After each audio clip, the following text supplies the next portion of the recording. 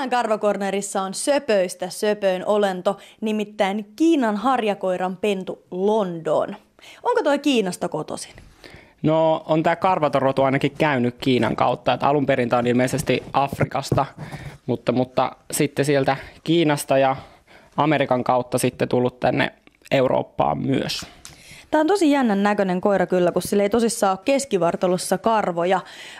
Trimmataanko ne pois? Nyt se otti noin mun kaikki paperit ja lähti repimään niitä.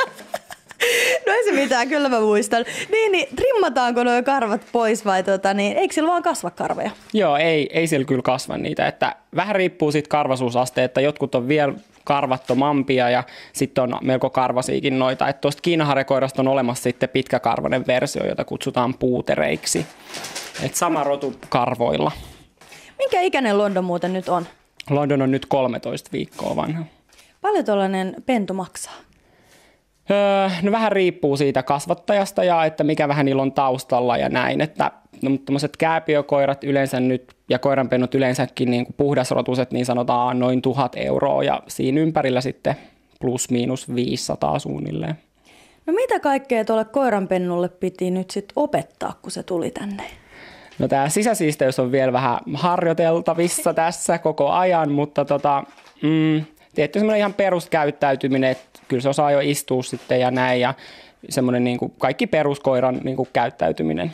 No mitäs lenkit, kuinka pitkiä lenkkejä te teette?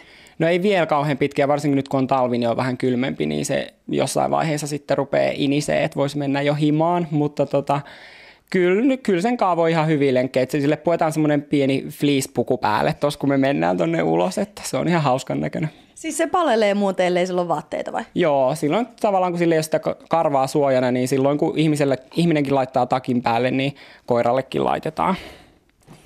Nyt se tuli tähän keskustelemaan. Sä kerroit, että se oppi nyt vasta haukkumaan vai? No se muutama viikko sitten ehkä sitten, tai silloin, että mä kuulin, kun se ekaa kertaa haukku.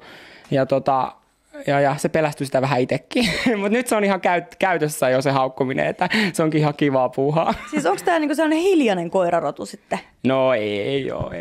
Kyllä se kertoo mielipiteensä. Ainakin se on tosi vilkas. Rauhoittuuko se, kun se kasvaa?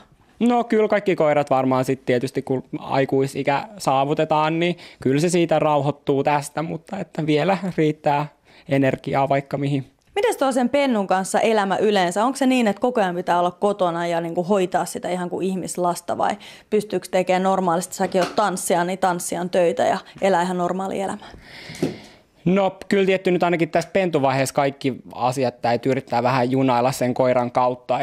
Mutta kyllä me ollaan nyt lähdetty harjoittelemaan sitä, että se on yksin kotona. Se on ollut nyt muistaakseni 5 tuntia pisimmillään täällä jo yksin ja ilman tuhotöitä sun muita ja kuulemma naapureiden mukaan ihan hiljaakin, niin joten kaikki on mennyt hyvin tähän asti. Et pikkuhiljaa totuttaa siihen yksinolonkin, mutta sitten toisaalta just tanssiammatissa se on hyvä, että yleensä ne on vähän semmoisia käyntejä treeneissä ja sitten voi tulla takaisin, niin ainakin tähän asti on mennyt oikein hyvin. Kiitos oikein paljon teille molemmille. Ensi viikolla meillä onkin sitten Karvakornerissa hiiriä.